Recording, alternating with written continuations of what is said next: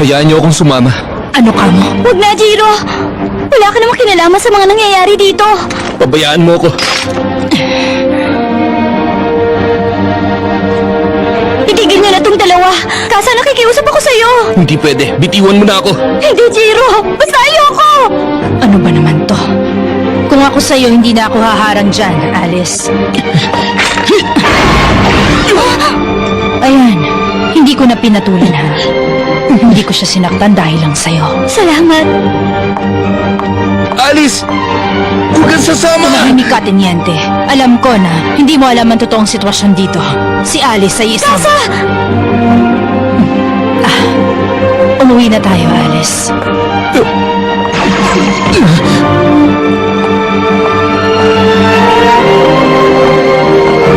Alice!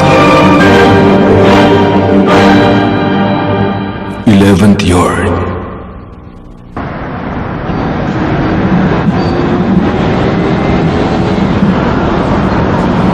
Hi! Ha? Gustong-gusto ko na talagang bumalik sa kwartong yun. Ipagluluto kaya ako ni Mimi ko ng hapunan. Ha? Tingnan niyo isang yan! Ayos, mukhang anak mayaman. Kanino kaya anak yan? Sino ba kayo? Kami? Di mo na kailangan malaman, bata. Teka, marami kang pera, di ba? Bigyan mo naman kami kahit konti lang. Kung hindi ka susunod sa gusto namin, hindi kami magdadalawang isip na ibenta ka sa mga bumibili ng bata. Salbahe pala kayong tatlo! Hindi ko kayo mapapatawad! Tuturuan ko kayo ng leksyon kaya humanda kayo! Aba, matapang ang isang ito. Gusto yata magulpi. Oo nga. Kailangan mo ng dress back?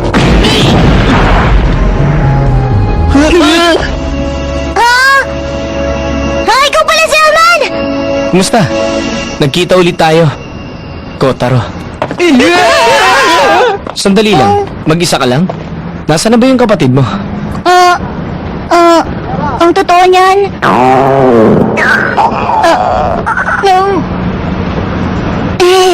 Hmm?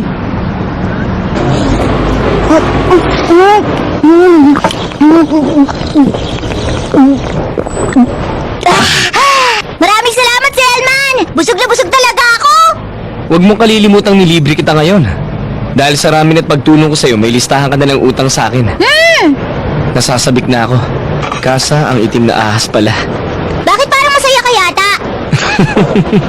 Hindi ko kasi nakita ng personal ang palabas niya sa Hong Kong. Sigurado magiging masaya to. Teka muna sandali, Zelman. Nanganganib ngayon ang buong special zone. Parang hindi ka nag-aalala sa nangyayari. Bakit mo pinoproblema yon? Alalahanin mo na muna ang sarili mo, bata. Nawawala ka ngayon at hindi mo makita ang kuya mo. Yun ang dapat mong alalahanin. Hindi naman talaga ako nawawala ngayon. Gusto ko lang makita si Mimi ko kahit sandali. At ano naman ang kailangan mo sa babaeng yun?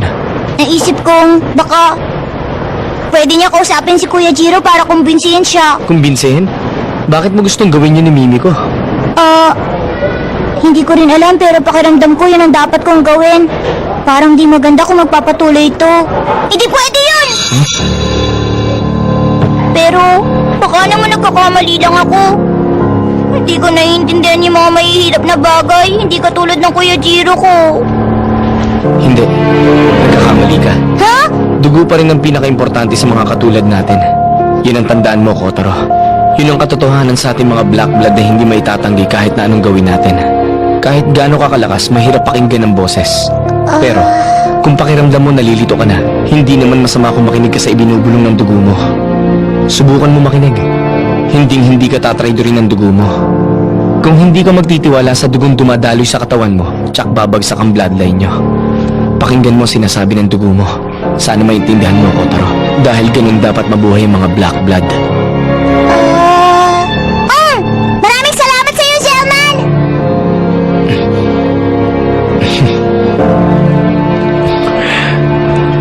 Sige, hahanapin ko na si Mimi ko. Samahan na kita. Ha? Kahit ako, gusto ko uli siya makita at makausap. Sasama mo kung hanapin siya? Wow! Ayos! O sige, doon na tayo magsimula! Nanganganib ngayon ang buong special zone kaya kailangan kumilos na tayo! Ha? Teka, hindi ba sabi nilang lahat malakas ka raw? Oh, Malakas nga ako. Sino kaya mas malakas sa inyo nung si Kasa? Mananalo ka kaya? Sa tingin mo?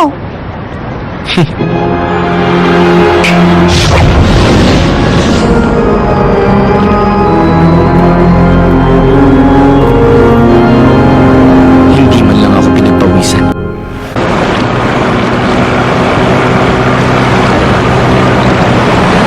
Ano ka ba, Miniko? Suntok sa buwan tong gagawin natin. Kahit ipagpatuloy natin to, napakaliit lang ng chance ang mahanap natin ng Silver Blade. Pero wala na rin tayong maisip na ibang paraan. Simulan na natin sa paghahanap sa mga hotel sa paligid. Masigla ka. Ito nga ba ang totoong kapangyarihan yung mga Red Blood? Wala. Siya nga pala, yung tungkol sa 11th yard na pinag-usapan natin.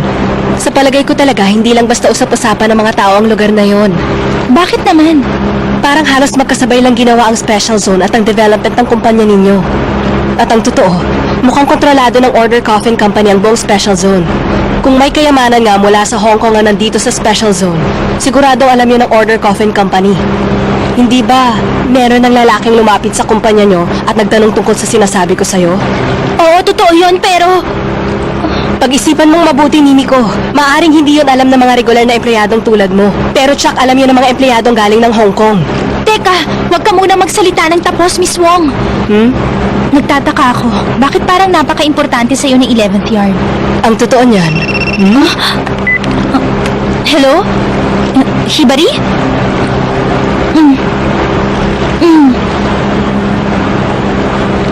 Teka, medyo lakasan mo ang boses mo.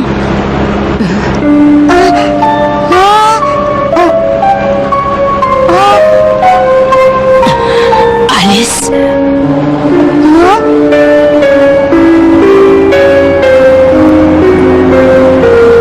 Nakuha ko na. Maraming salamat sa'yo, Hibari.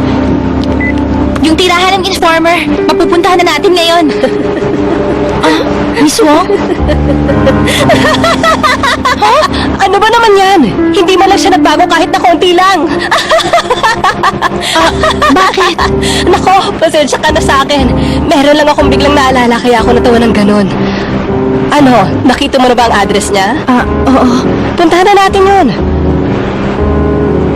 Mabuti pumunta ako. Napaka-interesante ng lugar na to. Yung babae nga sa bangka, kilala mo ba siya? Ha? Nakita mo sila? Oo, pero saglit lang. Naka-order Coffin Company uniform yung isang babaeng sakay ng bangka. Sa palagay ko nga si Mimi ko yun. Ha? Naku, paano na yan? Sundan natin. Sige! Nakakapagtaka. Parang kilalang kilala ko na yung isa pang babaeng nakita kong sakay ng bangka.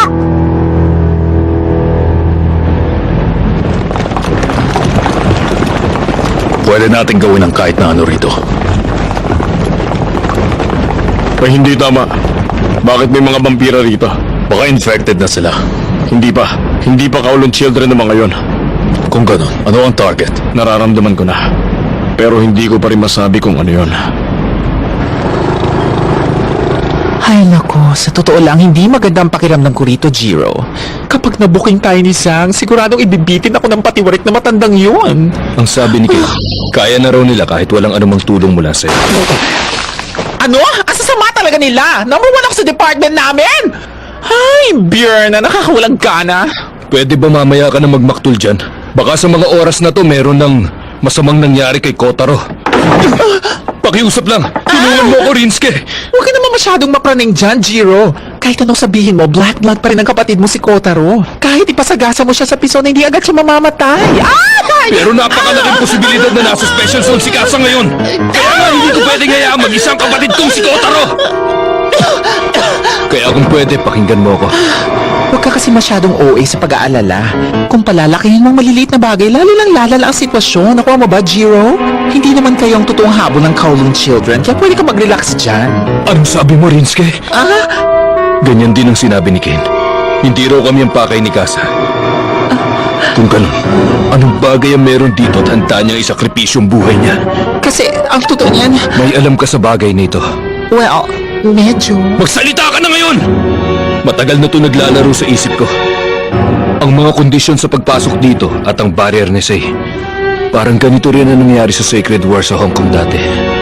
Ganun ba? Baka feeling mo lang yun. Hindi ba? Huwag, Jiro! Itigil mo yan! Rinske!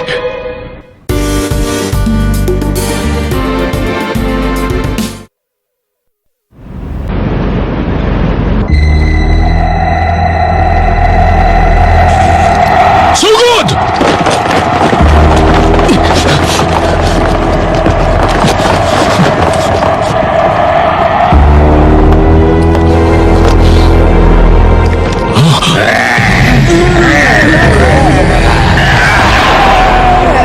Ba't ganito?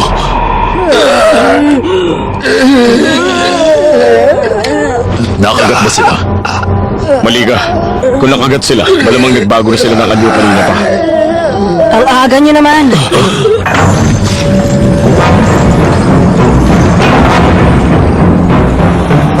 Yafurichao!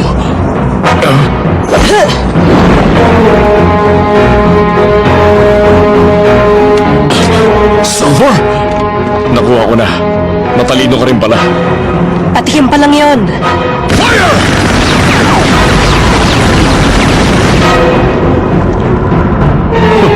Mukhang kahit papaano meron ka rin palang ibubuga, bata. Nasaan na kayo ng kapatid mo? Dapat mas alalahanin mo kung paano kayo makakalis ng buhay kaysa itanong kung nasa ng ate ko. Tingin ko mukhang nandito na sa loob ang lahat ng mga tauhan nyo. Mas masaya siguro kung sa kanila na lang ako magsisimula. Anong kamo? Lilinawin ko lang to. Bubwit.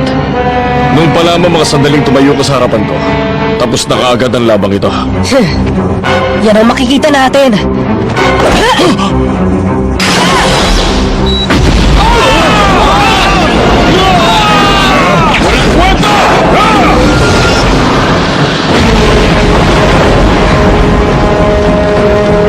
Hahabulin ko siya. Kayo nang bahala rito.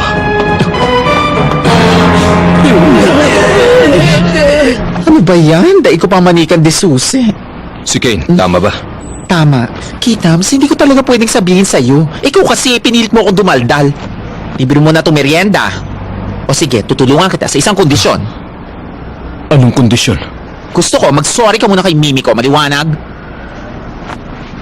Puro kapahamakan lang ang idinudulot ko sa mga tao. Kaya, Uy, hindi naman ganun kasama ang tingin ko sa'yo. Masyado ka lang talaga malupit sa sarili mo. baka nakakalimutan mo, vampira ako. Ito ang special zone. Kaya wag mong malitin ang mga taong nakatira dito. Ay, sige, deadman na. Tara, malis na tayo. Alam mo kung saan dapat pumunta? Di pa. Eh, paano tayo pupunta sa... Ano ka ba? May access ako sa classified information. Investigador ako, hindi ba?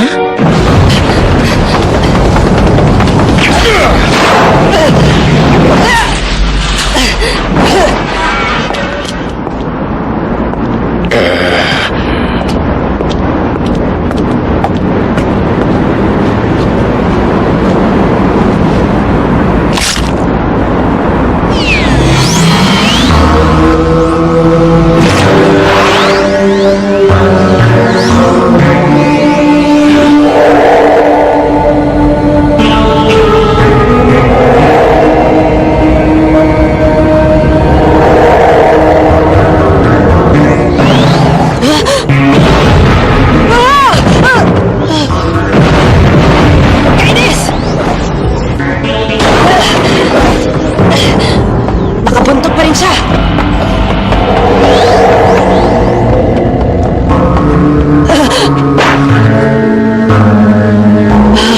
Wala ka nang kawala.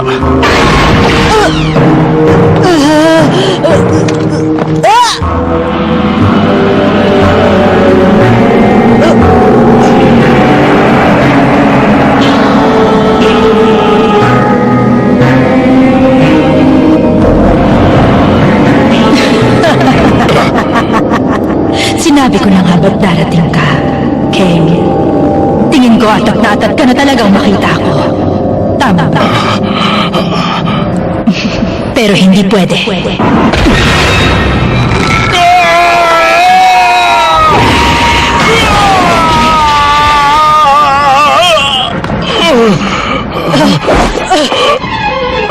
Galing ka nga sa bloodline ng ate ko. Kane Warlock. Ang bayani ng Sacred War. Ang pinuno ng pamilya Warlock. Ang mandirigma ng asul na lobo na mula sa dugo ng angkan ng mangkukulam na si Morgan. Ang pangalan ko, Yafuri Chow. Ang direct descendant ng Kowloon King at ako rin ang nakababatang kapatid ni Cassandra Jill Warlock. Alam kong patikim pa lang yan ang malakas na kapangyarihan mo. Ano pa bang aasahan ko sa isang old blood? Mayabang na bubuwit. Tama ng daldal, maglaban na tayo.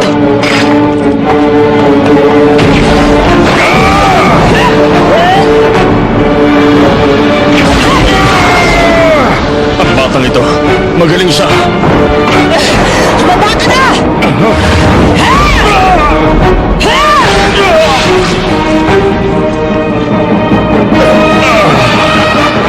Alam mo, gusto ko yung mga mata mo. Hindi ka lang nakatingin sa kapatid ni Ate Casa, nakatingin ka kay Yafuri Chow. Ayusin mo ang paghawak ng espada. Madali talaga makalimot sa basics sa mga bata. Ang lakas naman ang loob mo magyabang. Sa tingin mo ba malakas ka na? Ano ka mo? Kahit konti wala kang karapatang magsalita na ako ng ganyan tanda! Bakit ganito? Lipas na ba talaga ang panahon ko? Hindi na. Masyado ko siyang minaliit. Tapusin na natin to! Ay, wala ka pala eh. Ito lang ba talaga ang magagawa ng isang bayani ng Sacred War? Sa bagay, tama naman si Ate Casa, mahirap kang pabagsakin. Ang totoo, nag-enjoy ako sa laban natin. Hindi tulad ng laban namin ni Silverblade kahapon. Anong sinabi mo? Naglaban kasi kaming dalawa ni Silverblade kahapon. Kaso hindi ako nasiyahan. Parang hindi nga laban ang nangyari. Kaya ngayon hindi ko maintindihan kung bakit interesado si Ate Casa sa isang tulad niya. Paano na? Anong gagawin mo ngayon? Bilang isang old lad, siguradong hindi ka na magpapatalo ng ganito. Okay lang ba sa'yo na tapusin kita rito sa tambakan? O baka naman... Ha?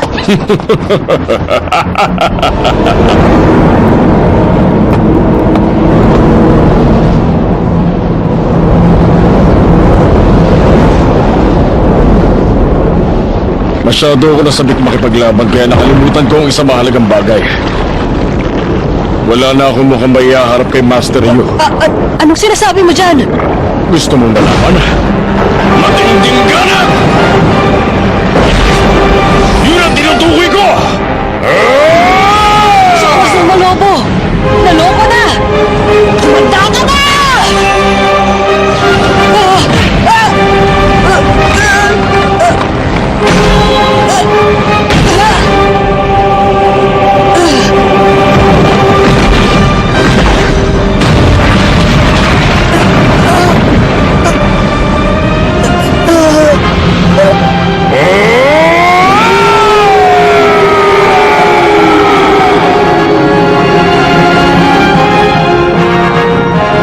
Tapos na ang laban.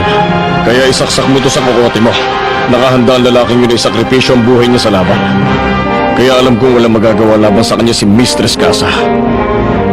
Isa siyang bayanang nagligtas sa mundo at walang pag-aalinlangan niyang tinapos sa mga ninuno niya.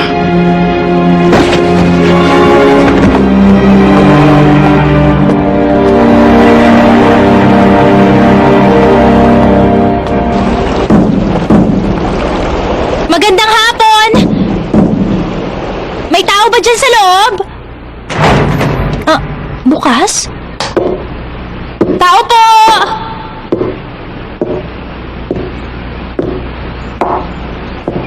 Ay! Naku, pasensya na kayo. Bigla na lang kaming pumasok dito. Galing ako sa Compromiser Division ng Order Coffin. Buhay pa naman siya. Nawalan lang siya ng malay. Kinagat ba ng vampira? Hindi. Wala naman siyang marka ng kagat. Bakit ba lagi na lang siyang ganito? Ha? Pero ang sabi ni Hibari, nagkita sila ng lalaking to kahapon lang. Ano yun? Sandali. Mga dugo ito galing sa Black Bloods. Imposible to. Nagpapasok sila nito sa special zone. Hindi kaya lahat ng kahon dito. Lobat na ako. Gamitin mo tong akin. Salamat sa'yo. Hello, Chief. Si Katsuragi to. Nasa 4th yard ako ngayon. May nakita akong kahon-kahon ng dugo ng Black Bloods dito. Magpadala kayo kaagad ng tao rito. O sige, siya nga pala may babaeng naghahanap sa'yo dito. Basta gusto ka raw niya makita ka agad. Ha? Eto, kausapin mo siya. Chief? Babae? Hello, Mimiko? Ako ito. Si Kelly Wong. Bakit? Hello, sumagot ka. Mimiko?